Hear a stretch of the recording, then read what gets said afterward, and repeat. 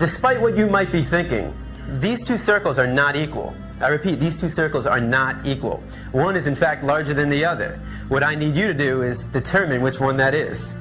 So, please raise your hand if you believe the blue circle is larger than the red. Alright. Please raise your hand if you believe the red circle is larger than the blue. Alright, very good. Now, before I said anything about these two circles, what was your first instinct?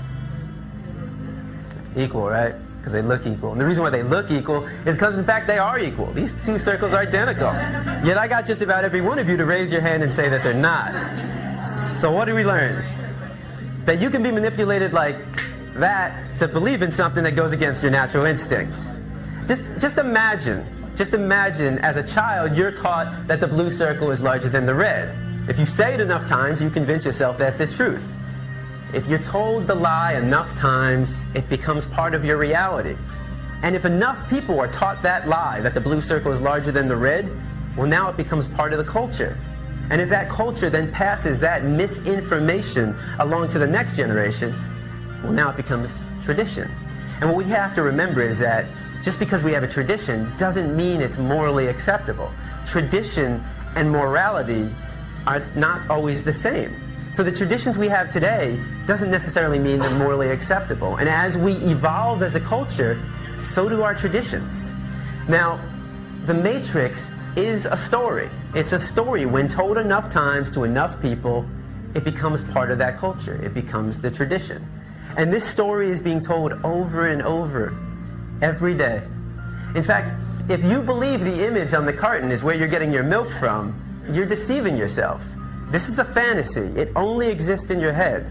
It's a blue pill fed to you by the industry to get you to buy their product. This is the Matrix, the lie we tell ourselves about where our food is coming from. The reality is far more disturbing. 90 to 95% of the milk, the meat, and the eggs that we consume in the United States are coming from these conditions. Now, this is called factory farming. This is where you take thousands of hens, pigs, and cows, you can find them into warehouses. In fact, every year in the United States, 10 billion, right? 10 billion cows, pigs, and chickens are being slaughtered for food. So what that works out to be is that every second in the United States, 300 animals are killed, just like that. So, 300, 600, 900, 1,200. By the time I'm done talking today, there'll be over 1 million animals that have been slaughtered. And most of us don't even blink an eye. I mean, how is it possible that in the United States of America we can slaughter 300 animals every second and not question that? Because of the story we've been told. The story justifies the action. If you say it enough times, you actually convince yourself that's the truth. How many of you were taught as a child you need to eat meat to get protein? And I know I was. How many of you were taught you need to drink cow's milk to get strong bones?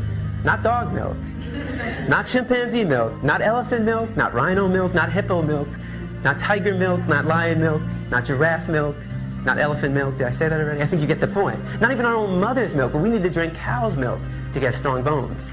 The absurdity of drinking the milk from any other species and any other being besides our own mother, when it's said enough times, loses its absurdness. We wrestle not against flesh and blood, but against principalities, against powers, against the rulers of the darkness of this world, against spiritual wickedness in high places.